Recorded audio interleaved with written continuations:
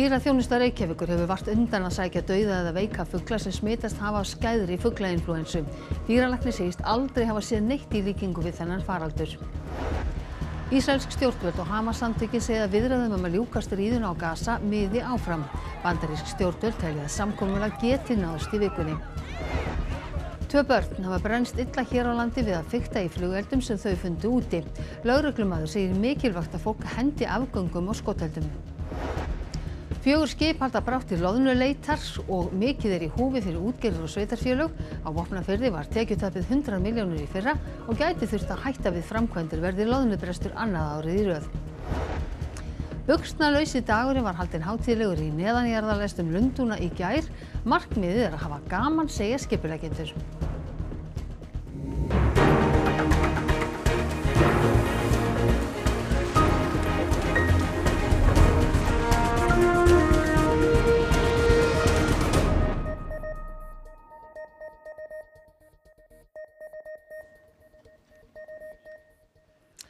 Komið sæl. Dýraþjónusta Reykjavíkur sótti í dag tugi fugla sem talið að hafi drepist úr skæðri fuglainflúensu. Dýralæknir segir stöðuna ógnvænlega og man ekki eftir að hafa séð neitt í líkingu við þennan faraldur. Hún var ófögur sjónin sem blasti við í Vatnsmýri í morgun, dauðar grágæsir allt og aðrar svo veikburða að þær höfðu ekki orku í að berjast við Ólaf meindýraeiði hjá Dýraþjónustu Reykjavíkur þegar hann lyfti þeim upp og færði þær inn í búr.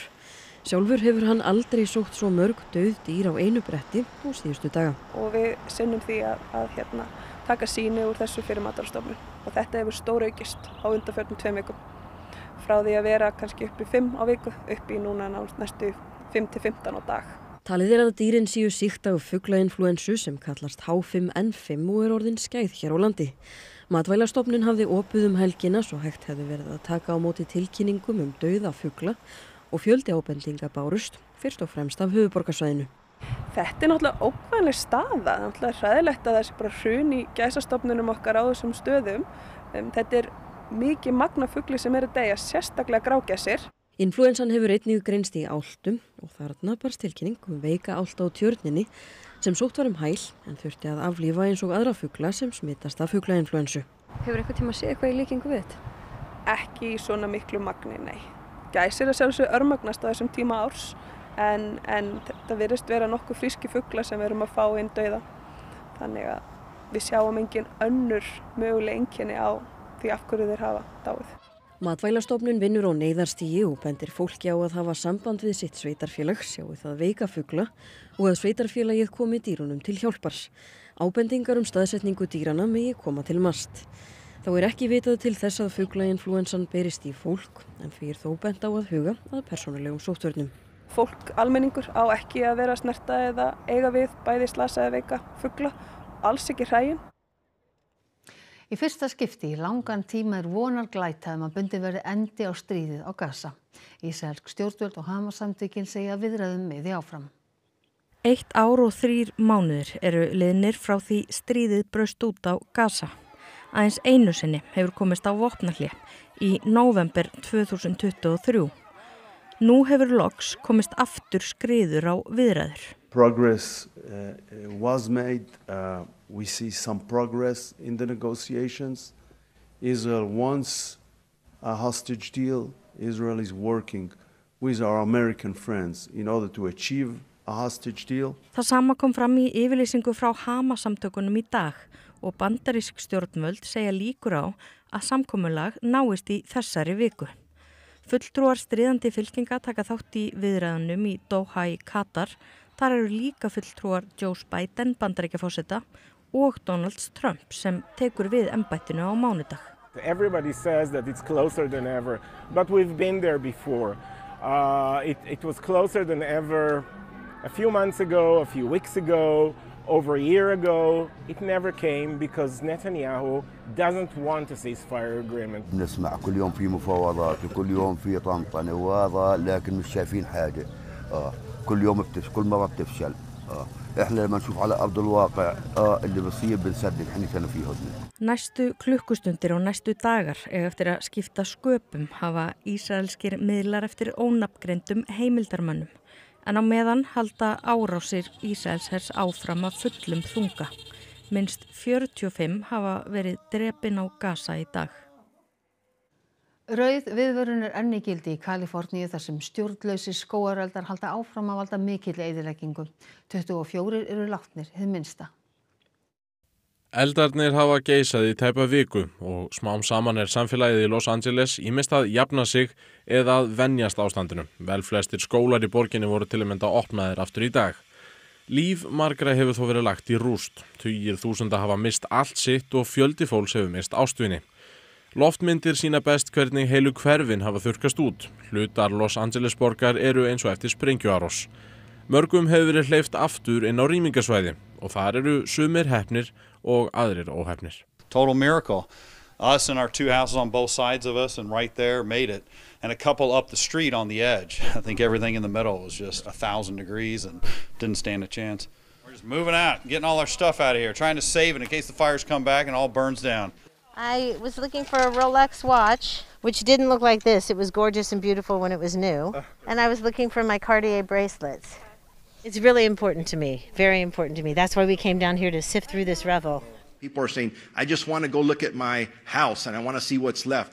We know that, but we have people literally looking for the remains of your neighbors.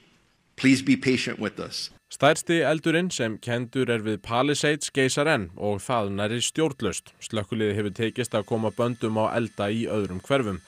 Hættan þó ekki liðin hjá. Það spáð miklum vindi næstu 2 daga svo eldarnir geta enn breytt úr sér og nýir eldar geta enn kviknað. As we've mentioned, the National Weather Service is predicting close to hurricane force level winds, and so we're making urgent preparations. Jón Viðar Matthíasson, slökkviliðsstjóri, þessir eldar hafa geisað núna í tæpa viku og aðstæður enn mjög erfiðar. Hvers vegna svona erfitt að slökkva svona stóra skógarelda? Það náttúrulega umfangið alveg rosalegt og þessi vindar mjög óvenjulega kröftugur akkurat núna og á mjög óvenjulegum tíma og rigningin afskaplega lítil sem engin. Þannig að svo marsinn leggst á eitt og svo náttúrulega koma þessi vindar niður í þessi fjallaskörð og fara þá enn og hraðar þar. Þannig að þetta bara, þetta eiginlega óvinnandi vegur. En hver svona þínum að þið helsta áskorun eða stærsta áskorun sem slökkviliðsmenn þarna núna standa frammi fyrir? Þetta gífurlega erfitt verkefni og náttúrulega skipulagningin á þessu verkefni svakalega flókin. Því að það náttúrulega að gæta öryggi slökkviliðsmannanna og svo þarf að passa þeir hreinlega bara krófast ekki af og brenni inni. Og svo náttúrulega líka töluvert af sjálfboðaliðum sem að koma fram á vígvöllinn og einhverjum öðrum hetjum. Þannig að þetta flókið og erfitt verkefni. Flókið, stórt og erfitt verkefni, en eldarnir breytist hratt út og það talað að ástandið þarna niður frá eða þarna í Kaliforníu sé óútreiknanlegt. Eru til dæmis þessi slökkviliðsmenn að leggja sig í meiri hættu en vanalega núna við þessar aðstæður? Þeir gera það. Það náttúrulega áhættuatriðin eru langt fleiri. Þú getur króast inni á bara augabræði og hvernig á að bjarga hægt að koma að stað þér. Meina að vegkveiknar í húsi að þá ertu nokkuð svona öruggur hvar upptökin eru og afmörkun á brunnanum verkefnum. Þannig að þetta miklu erfiðar og hættulegar heldur margt annað. Þannig að þetta gríðarlega stórt og yfirgripsmikið verkefni sem þeir standa fram með. Já, það eiginlega alltaf hægt að setja sig í þessi spor og svo náttúrulega bara byggðaþróun þannig að svæði sem voru talin óbyggileg fyrir einhverjum 10-20 árum síðan en núna orðið búið að byggja á. Það svo margt sem leggst á eitt. Já. Jón Viðar Matthíasson, slökkviliðsstjóri, takk fyrir að koma hingað til okkar. Og að allt öðru. Ný forysta Sjálfstæðisflokksins verði kjörin eftir það bil 7 vikur. Enginn hefur lýst formlega yfir framboði en líklegir kandidatar ætla að taka ákvörðun á næstu dögum. Miðstjórn Sjálfstæðisflokksins kom saman í hádeginu til að ræða tilhögun landsfundar. Hugmyndir höfðu verið uppi að fresta landsfundi fram á vor en miðstjórnin tók í dag alla vafa að hann fari fram í Laugardalshöll dagana 28. febrúar til 2. mars. Sem þýðir að það tæplega 7 vikur þar til landsfundarfulltrúar kjósa sér nýjan formann. Því Bjarni Benediktsson á útleið. Enginn hefur formlega lýst yfir framboði en nokkrir eru alvarlega að íhuga það. Ég hef verið varaformaður í bráðum 7 ár og það langur tími og ég hef lengi sagt að ég sé tilbúin til þess að leiða flokkinn inn í framtíðina. Þannig að það á margt eftir að að gerast og ég bara tek minn tíma í þetta. Það verður bara að koma í ljós. Ég ætla að taka mér nokkra daga í viðbót til að ræða við flokksmenn og þessa stöðu. En það hefur kannski legið fyrir að þú hefur alveg metnað til að vera formaður, ekki satt? Jú, það hefur vonandi ekki leynt sér. Guðlaugur Þór Þórðarson og Guðrún Hafsteinsdóttir liggja einnig undir feldunum fræga, en nú, þegar búið að staðfesta dagsetningu landsfundar, má búast við að framboðstilkynningum fari að rigna inn. Ekki bara embætti formanns heldur einnig embætti varaformanns og ritara. Núverandi ritari, Vilhjálmur Arnarsson, ætlar að sækjast áfram eftir því embætti. Og meira pólitíkinni því fundur hefur verið boðaður í landsstjórn Framsóknarflokksins í lok janúar. Þar verður boðað til miðstjórnarfundar þar sem verður ákveðið hvort flýta skuli flokksþingi. Framsóknarmenn héldu flokksþing í apríl í fyrra og ætti því næsta þing að vera á næsta ári. Úrslit alþingiskosningarna voru hins vegar Framsókn mikil vonbrigði. Þeir töpuðu 8 þingsætum, fóru úr 13 þingmönnum í 5. Sigurður Ingi Jóhannsson formaður flokksins sagði fyrir helgi að hann skildi að fólk væri svekkt yfir úrslitunum en hann væri tilbúinn að leiða flokkinn áfram. Farið hefur verið með 2 börn á bráðamóttöku með brunasár eftir flugelda sem þau fundu úti. Lögreglumaður segir mikilvægt að fullorðna fólki taki upp eftir sig afgang af flugeldum og fræði börnin hætturnar sem þeim fylgja. Börnum og unglingum geta þótt flugeldar og blys eins og þetta mjög spennandi, eðlilega, en þetta getur líka verið stórhættulegt og fikt getur haft mjög alvarlegar afleiðingar. Að minnstakosti 2 börn hafa þurft að leita á bráðamóttöku með brunasár eftir að flugeldar sprungu annars vegar í andlit og hins vegar hendurnar. Í báðum tilvikum fundu þau flugeldana úti. Þá er það afgangar af flugeldum sem að liggja á víð og dreif og það er ekki nokkur leið fyrir börn að vita hvort þetta sé sprungið, öll tertan eða ekki. Þannig að við sem fullorðið fólk gætum tekið til eftir okkur, bleikt vel í hlutunum og við erum bara með almenna fræðslu. Að krakkarnir sé ekki einir úti að fikta í flugeldum sem búið er að sprengja. Hann segir lögregluna fá fjölmargar tilkynningar börn og ungmenni að sprengja flugelda og minni sprengjur. Því fylgi oft skemmdarverk aðalega á eigum sveitarfélaga. Flugeldaslys geta valdið mjög alvarlegum áverkum, oftast á höndum og andliti og augum. Og því mikilvægt að vera alltaf með hlífðagleraugu. Það skiptir líka rosalega miklu máli að fikta ekki þar að sé vera að breyta flugeldunum. Það er að vera að safna saman púðri og setja eitt ílát og fikta svo með það. Það getur orðið mjög alvarlega afleiðingar af því. Ekkert er hægt að láta vita af sér innarlega í Hítardal því þar er ekkert fjarskiptasamband. Í ljósi óvæntrar jarðskjálftahrinu þar slóðir og kviku innskots á miklu dýpi hlýtur það að teljast bagalegt. Eldstöðvakerfi sem kennt er við Ljósufjöll víðfeðmt 90 km langt frá Kolgrafafirði á norðanverðu Snæfellsnesi eða norður á í Borgarfirði. Síðast gaus fyrir rúmum 1000 árum í kerfinu og það var í Hnappadal. Hítardalur er næstu dalur í austur. Og þar, eða öllu heldur við Grjótárvatn, fór jörð að skjálfa í fyrrasumar. Samtals hafa orðið þar 7 skjálftar stærri en 2,5 á þessum slóðum síðan í ágúst, sá stærsti 3,1 miðjan desember og skjálfti af stærðinni 2,9 var þar í gær. Ja, ég fann ekkert eins og skjálftan sem var í gær, ég fann ekkert fyrir honum. Konan var ekkert smá titring en annars hefur þetta bara verið svona, ég hef einu sem heyrt drunur, annars hefur maður eiginlega ekkert fundið. Íbúar í Hítardal kippa sér lítið upp við skjálftana en þeir eru þó næstir upptökunum sem eru hér hérna upp í fjöllunum við Grjótárvatn eða í fjallhrygnum þar við hliðina en þeir myndun þó vilja svona öryggisins vegna að hér væri almennilegt farsímasamband. Já, það er gott hérna hjá okkur en hérna fyrir innan næsta bæ, fyrir innan okkur og þar dettur allt símasamband út og inn við Hítarvatn og þar getur ekkert látið vita af þér eða úr þar.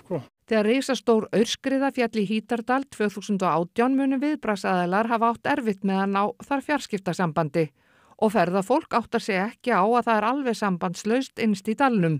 Bóndinn í Hítardal fylgist í með Mannafjörðum.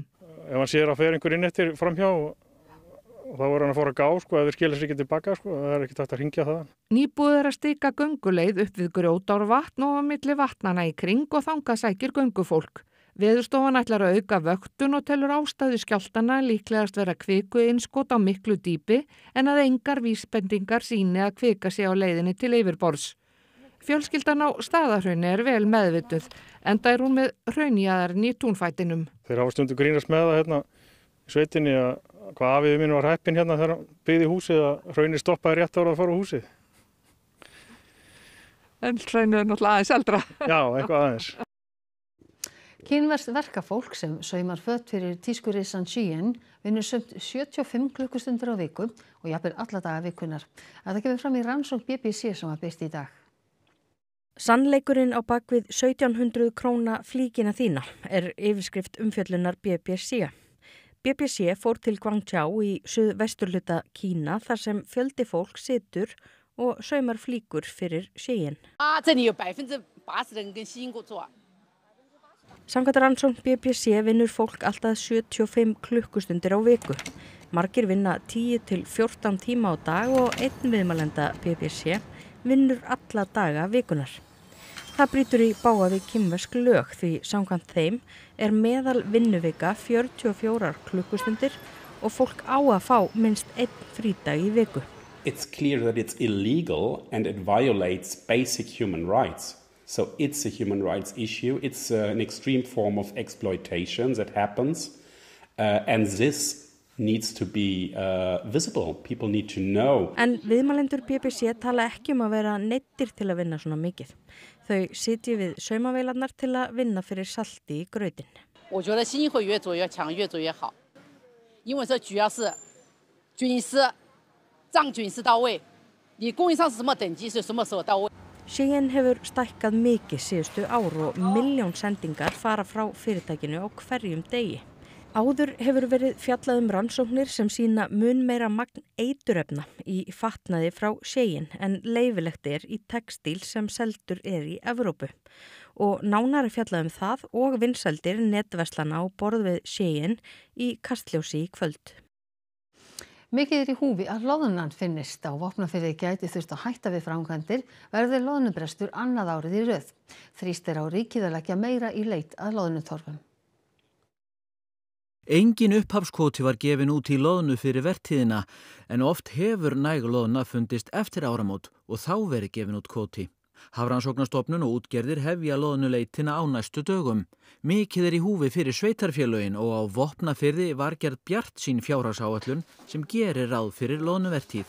Frekar en að loðnan bregðist annað árið í röð. Það munar gríðarlega miklu og við áætlum á síðasta árið 24 hafi þetta verið 100 milljónir í mínus í tekjur bæði fyrir höfnina og fyrir útsvarstekjur sveitarfélagsins. Þannig að við erum mjög háð þessum uppsjávarveiðum og við munum þurfa að endurskoða okkar fjárhagsáætlanir og framkvæmdir á árinu verði ekki loðnuvertíð núna fyrir hluta 25. Þannig að þetta munar gríðarlega miklu fyrir þetta sveitarfélag. Jafnvel enn hærri upphæðir eru í húfi í öðrum sveitarfélögum og því skiptir loðnuleitin miklu máli. Til stóð að Hafró sendi 2 rannsóknarskip og útgerðir 2 veiðiskip en áhöfn Bjarna Sæmundssonar verður upptekin á Spáni við prófanir á nýju skipi. Því stemdi í að leitarskipin yrðu 3 en ekki 4. Vegna þess hve mikið í húfi ákvað útgerðin að leggja til viðbótarskip enda þarf leitin að vera eins öflug og kostur er. Sérstaklega því að þetta svo stórt svæði og loðnan getur farið víða og getur leynst hérna langt frá landi og jafnvel undir ís og annað slíkt sko. Gisinn loðnuleit getur aukið óvissu í mælingunni sem getur minnkað líkur á að hægt sé að gefa út kvóta. Þjóðarbúið vill ekki fara á mis við loðnuvertíð sem hefði getað orðið og því hafa sveitarfélög og útgerðir þrýst á ríkið að tryggja öfluga loðnuleit. Það sé mikilvægt sem aldrei fyrir að það sé leita núna meira en nokkur sinni. Þó þetta skiptir þessi sveitarfélög miklu máli þá skiptir þetta þjóðarbúið milljörðum og milljarðatugum ef allt tekið með. Fjöldi vegfarenda í neðanjarðarlestum Lundúna fór úr buxunum áður en stigið var borð í gær og fór því ferða sinn á nærbuxunum. En hvert tilefnið? Ekki nokkurt einasta. Já, þið heyrðuð rétt. Þetta fólk fór að tilmennslausu hálfbert í lestina í Lundúnum í gærmorgun. Því í gær var árlegur buxnalaus dagur í neðanjarðarlestakerfinu No Trousers Tube Day og þáttakan var með eindæmum góð. Fyrsti svona dagurinn var haldinn í New York árið 2002 og síðan þá hafa íbúar Berlínar, Prag, Jerúsalem, Varsjár og Washington DC og einhverjar borgir séu nefndar farið buxnalausir borð í lestar og strætisvagna. Lundúnabúar hafa haft þetta síð frá 2009 og fjöldinn eykst ár hvert. Erlendir ferðamenn og aðrir gestir í borginni ráku upp stór augu í morgun og heldur kannski að verið væri að vekja athygli á einhverjum, þörfu málefni til dæmis, en svo var alls ekki. Flestir þáttakendur sem spurðir voru hvers vegna þeir tækju þátt svöruðu einfaldlega, já, hvers vegna ekki. I just saw it online and I just thought, why not? It's always that question, isn't it? When someone was asked why they climbed Everest, they were just like, why not? I'm here today just for some fun. It's with all that's happening in the world, it is a privilege to live in London and be able to do something just for the sake of fun. So first thing is because it's funny, and so many pictures the years before, and also always skinny women as usual. 80% of the women on the picture are skinny, and I'm a real woman, and I want to follow everyone. You don't have to be ashamed to follow your body because all the bodies are perfect. That's why. Já, Urður, hvað ætlið þið að bjóða upp á í Kastljósi kvöldsins? Eins og fram hefur komið þá verðum við í neytendamálum í kvöld. Við ætlum að skoða kínverskar netverslanir á borði Temu og Shein, vinsældir þeirra hér á landi og hvers konar vörur þetta eru sem við erum að kaupa þarna og hvaða áhrif þær geta haft á okkur. Gestir Kastljósi í kvöld eru Valdimar Sigurðsson, prófessor í neytendasálfræði við Háskólann í Reykjavík og Benedikt S. Benediktsson, framkvæmdastjóri Samtaka verslunar og þjónustu. Hann Bergsteinn ræddi einnig við Ingu Dóru Markusen sem er fyrrverandi formaður Símóðflokksins í Núk í dag og spurði hvað henni fyndist áform verðandi Bandaríkjaforseta að kaupa Grænland. Flott, takk fyrir þetta. Við sem ekki Kastljósi kvöldsins sem við ætlum að snúa okkur að veðri. Það er söðulega átt í kvöld og nótt allvíða strekkingsvindur og fremur vætusamt landið sunnan og vestanvert en yfirleitt þurrð norðaustan til. Úrkomu meira á morgun en áfram þurrt að kalla á norðaustur og austurlandi. Hiti verður á bilinu 5 til 10 stig. En Óli Þór Árnason veðurfræðingur fer nánar yfir horfur næstu daga loknum íþróttafréttum sem Þorkell Gunnar Sigurbjörnsson sér í kvöld. Við höldum umfjöllun okkar áfram afreksstarf í íþróttum og fjölda erlendra leikmanna í efstu deildum boltaíþrótta. Afreksstjóri ISÍ segir að félög þurfa að hugsa lengra fram í tímann með afreksstarf sitt. Freyr Alexandersson verður kynntur í kvöld sem nýr aðalþjálfari norska fótboltaliðsins Brann í Bergen. Og HM karla í handbolta hefst á morgun í Danmörku, Noregi og Króatíu. Íþróttir hér eftir fréttir. Og þá ætlum við að rifja upp helstu atriði fréttatímans. Dýraþjónusta Reykjavíkur hefur vart undan að sækja dauða eða veika fugla sem smitast hafa af skæðri fuglainflúensu. Dýralæknir segist aldrei hafa séð neitt í líkingu við þennan faraldur. Ísraelsk stjórnvöld og Hamas-samtökin segja að viðræðum að ljúka stríðinu á Gaza miði áfram. Bandarísk stjórnvöld telja að samkomulag geti náðst í vikunni. 2 börn hafa brennst illa hér á landi við að fikta í flugeldum sem þau fundu úti. Lögreglumaður segir mikilvægt að fólk hendi afgöngum og skoteldum. 4 skip halda brátt til loðnuleitar og mikið í húfi fyrir útgerðir og sveitarfélög. Á Vopnafirði var tekjutapið 100 milljónir í fyrra og gæti þurft að hætta við framkvæmdir verði loðnubrestur annað árið í röð. Þessum fréttatíma er að ljúka og nú komið að íþróttum, veðri og svo það Kastljós. Næstu fréttir eru hjá okkur í útvarp og sjónvarpi klukkan 10 í kvöld. Nýjustu fréttir má alltaf finna inn á RÚV.is og svo má alltaf senda okkur ábendingar á fréttir hjá RÚV.is. En við á fréttastofunni, við ætlum að segja þetta gott að sinni, verið sæl.